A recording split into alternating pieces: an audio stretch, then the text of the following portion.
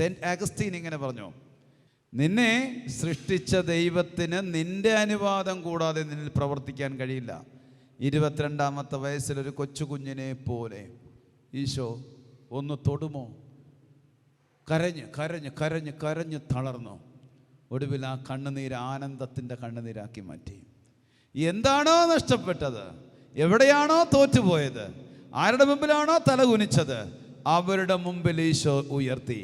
2017 5 ദിവസത്തെ Bible convention 1300 കുടുംബമുള്ള Mukkad ഇടവകയിൽ ഈ പാവപ്പെട്ട എന്നെ കൊണ്ട് സ്വന്തം ഇടവകയിൽ ചെയ്യിച്ചു.